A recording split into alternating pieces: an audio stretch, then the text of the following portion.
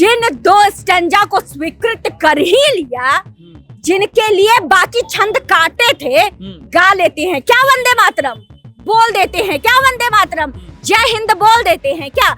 आम जनता की को हटाइए, कांग्रेस के विधायक बोल देते हैं क्या, अबू कासिम ये विधायक रहे कांग्रेस के, इन्होंने कहा था हमारे इस्लाम मजहब में नहीं है, मैं नहीं बोल सकता हूँ। अपने मुस्लिम लीग के आगे घुटने टेके, ये स्वीकार करो इतिहास में इसको कलंक जो आपके माथे पर है, इसको झुठलाने के लिए ही वंदे मातरम पे चर्चा नहीं होनी चाहिए। जिस पार्टी की सोच ये है कि भैया इंस्टा पे तो हमारे ज्यादा फॉलोअर्स है, भाजपा से तो हम हार कैसे सकते हैं, जिस पार्टी की ये सोच है, राष्ट्रीय प्रवक्ता है सुप्रिया शिनेत, जिनकी ये सोच और समझ है, क्या हम और आप सही में चर्चा कर रहे हैं? ये लोग चर्चा करने लायक ही नहीं। नरेंद्र मोदी चर्चा कराना चाहता है, वो रहमतुल्लाह वो मुसलमान जो वंदे मातरम गाता है उनको तवज्जो देना चाहता है, तो आपका आदर्श क्या है कि नहीं, जिन्ना ने कह दिया था, जिन्ना देश का नीति निर्धारक तत्व बन गया, ये थी नेहरू की दूरदर्शिता। पूरा जो विपक्ष है इंडी गठबंधन है, इनको ना अंदर से हिलोरे मचती हैं। इनको जब दिखता है कि सरकार अच्छा काम कर रही है, देश अच्छा काम कर रहा है, एकजुट हो रहा है, कहीं कोई गड़बड़ी नहीं हो रही है, तो ये एक चिकोटी काट देते हैं। मुझे सबसे ज्यादा आश्चर्य तो गौरव गोगोई को सुन करके लगा।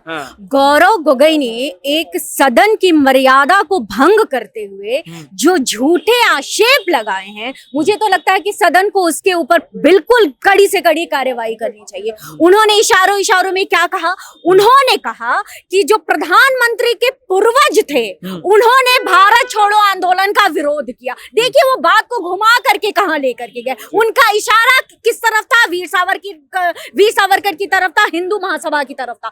वो ये बात बोलना भूल गए कि उसी भारत छोड़ो आंदोलन का प्रतिकार बाबा साहेब अंबेडकर ने भी किया था। तो क्या अगर आप वीर सावरकर को जैसे प्रश्न चिन्हित कर रहे हैं, हिंदू महासभा को जैसे प्रश्न चिन्हित कर रहे हैं, क्या आपके हलक में जबान है कि आप बोले कि अंबेडकर भी भारत छोड़ो आंदोलन के विरोध में थे? आप नहीं बोल सकते हैं।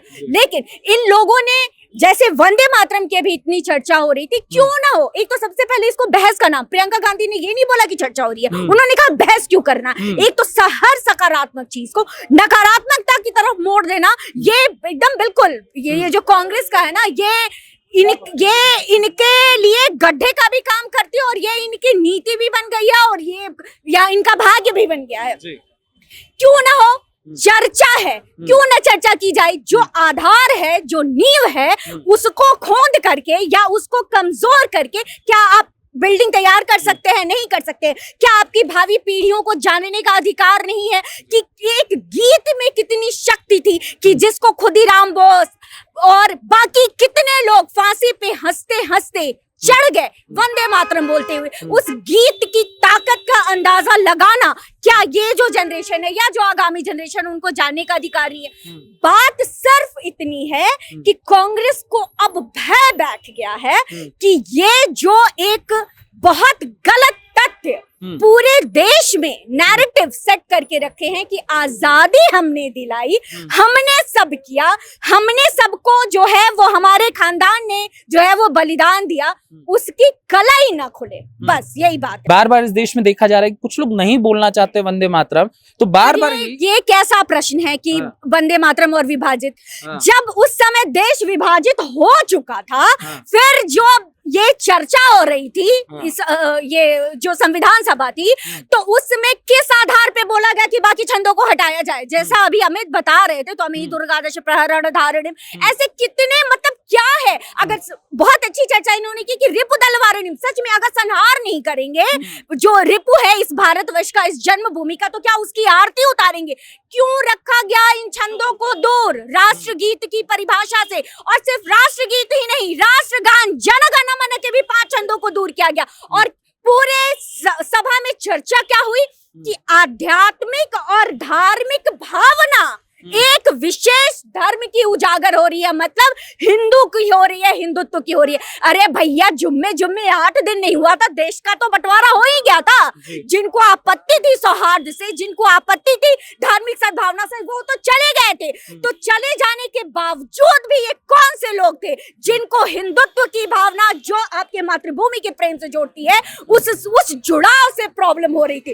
और जिन 2 स्टैंजा को स्वीकृत कर ही लिया, जिनके लिए बाकी छंद काटे थे, गा लेते हैं क्या वंदे मातरम, बोल देते हैं क्या वंदे मातरम, जय हिंद बोल देते हैं क्या।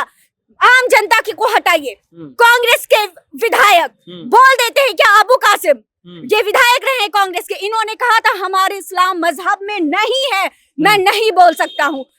समाजवादी पार्टियां अखिलेश यादव बड़ी बड़ी भाषण दे रहे थे, अबू आजमी नहीं, वर्कआउट करते हैं ना ये लोग। तो इन लोगों पे जो 2 छंद स्वीकृत भी किए गए कि बुत परस्ती है बाकी छंदों में, ये धार्मिक सद्भावना को बिगाड़ के रख देगी, वो ही कहाँ बोल पाते हैं। यक्ष प्रश्न तो ये है, तो क्या ये आजादी के जो दीवाने थे, जिनके लिए वंदे मातरम का महत्व था, उनकी भावनाओं को पीड़ा देना, दुख देने का काम नहीं है। सबसे बड़ी बात ये है कि ये पूरा जो विपक्ष है, इंडी गठबंधन है, इनको ना अंदर से हिलोरे मचती हैं। इनको जब दिखता है कि सरकार अच्छा काम कर रही है, देश अच्छा काम कर रहा है, एकजुट हो रहा है, कहीं कोई गड़बड़ी नहीं हो रही है, तो ये एक चिकोटी काट देते हैं। चिकोटी काट देते हैं कि भैया अब हम चिकोटी काट दिए, कहाँ एक है। एक देखिए, धृतराष्ट्र जन्म से अंधे थे, तो उनको नहीं दिख सकता था, ये उनकी नेचुरल समस्या थी, प्राकृतिक थी। गांधारी जानबूझ के आंख पे पट्टी बांधी और अपने बेटे को के कुकर्मों को देखने के लिए मना कर दी। गांधारी को क्या करना चाहिए था कि आंख खुली रखती, सजग रहती और अपने पुत्रों को सही मार्गदर्शन देती। वही हाल है कांग्रेस का। यहाँ पे राहुल गांधी, प्रियंका गांधी, सोनिया गांधी, मल्लिकार्जुन खड़गे, इन लोगों ने जानबूझ करके आंखों पे पट्टी बांध ली है। जनता की भावनाओं से कोई मतलब नहीं है। कोई कहीं बयान दे रहा है, खुद कुछ पढ़ रहे हैं, ना फैक्ट्स पढ़ना है, ना किताबों का कोई उल्लेख करना है, कुछ भी नहीं। जो मन में आए बोल देना है। और अपनी जो नैया है वो अभी भी नेहरू और गांधी के नाम पे ही खेवैया बनना है, क्योंकि खुद की उपलब्धि तो कुछ है नहीं। राहुल गांधी जी, सोनिया गांधी जी और प्रियंका गांधी जो नई अभी सांसद बनी है, उपलब्धि क्या है एक राजनेता के रूप में? जीरो। मगर जो इनके समर्थक हैं सोशल मीडिया पे आप देखिए तो कह रहे हैं अगर किसी को आपत्ति है, किसी के धर्म में इससे आपत्ति आ रही है, तो एक सेकुलर स्टेट होने के नाते हमें उनका सम्मान करना चाहिए। जबरदस्ती सेकुलर बनाया। सेकुलर था क्या? अम्बेडकर बेवकूफ थे क्या? हाँ। नेहरू मूर्ख थे क्या? उन्होंने क्यों नहीं सेकुलर शब्द लगाया? क्यों नहीं करा? ये तो इतना गलत बोलते हैं। अल्पसंख्यकों का भी कभी चर्चा करेंगे उस पे भी।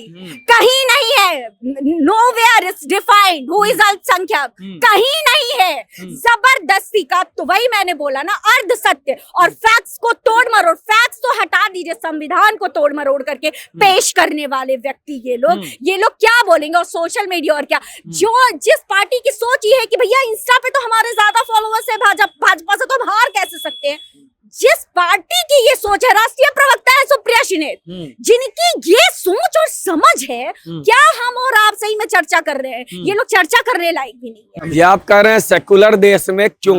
1937 में कौन सा संविधान था जो भारत को सेकुलर कह रहा था?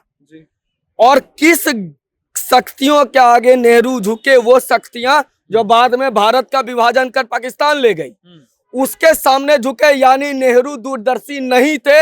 ये बात आज साबित हो रहा है ना कि आपने कहा कि मुसलमानों का हमें साथ चाहिए, मुसलमानों का नहीं, क्योंकि 1896 में जब पहली बार वंदे मातरम गाया गया तो कांग्रेस के अध्यक्ष एक मुसलमान रहमतुल्लाह थे। तो वो भारत के मुसलमान जो भारत में रह करके भारत को वंदे मातरम गा रहे हैं, कई गाते हैं आज, उनके रिप्रेजेंटेशन को नकार दिया गया और मुस्लिम लीग की मांग को, उसकी मानसिकता को नेहरू ने ऊपर रखा। और वही मुस्लिम लीग बाद में कुछ ही वर्षों के बाद, 10 वर्षों के बाद अलग अपना देश लेकर के चला गया। ये थी नेहरू की दूरदर्शिता।